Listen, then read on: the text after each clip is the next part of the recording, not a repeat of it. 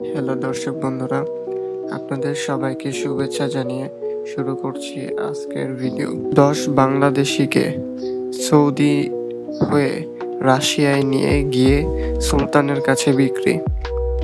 বাংলাদেশ থেকে রাশিয়ায় মানব পাচারে জড়িত অভিযোগে এক নারীকে গ্রেপ্তারের কথা জানিয়েছে পুলিশের অপরাধ তদন্ত বিভাগ সিআইডি। মূলত রাশিয়া ইউক্রেন যুদ্ধে তাদেরকে যুদ্ধ করতে বাধ্য করা হয়।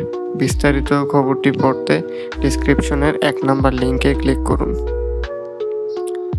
জামালপুরে অভিনেত্রী শাওনের বাবার বাড়িতে ভাঙচুর, অগ্নিসংযোগ।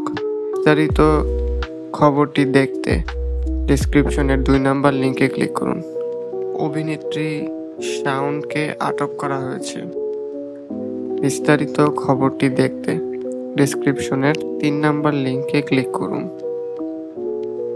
ধানমন্ডি 32 নম্বরে আগুন ভাঙচুরের ঘটনায় যা বলছে সাধারণ মানুষ।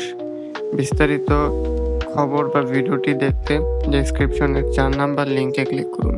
আসছে নতুন রাজনৈতিক দল, নাগরিকের আশা ও আকাঙ্ক্ষা প্রতিফলিত করবে এমন রাজনৈতিক দল আসার ঘোষণা দিয়েছে জাতীয় নাগরিক কমিটি ও বৈষম্য বিরোধী ছাত্র আন্দোলন।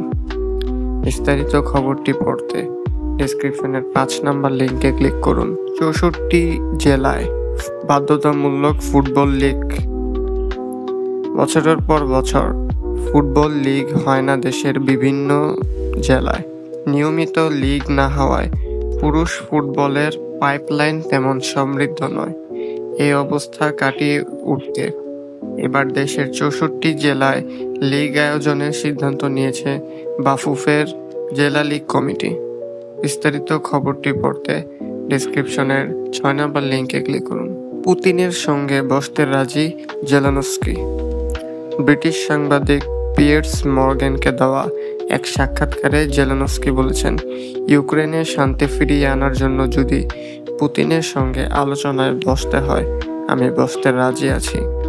আর মানুষের মৃত্যু মেনে নেওয়া যাচ্ছে না। বিস্তারিত খবরটি পড়তে ডেসক্রিপশনের 7 নম্বর লিঙ্কে ক্লিক করুন। ধন্যবাদ সবাইকে। আজকে ছিল এই খবরগুলি।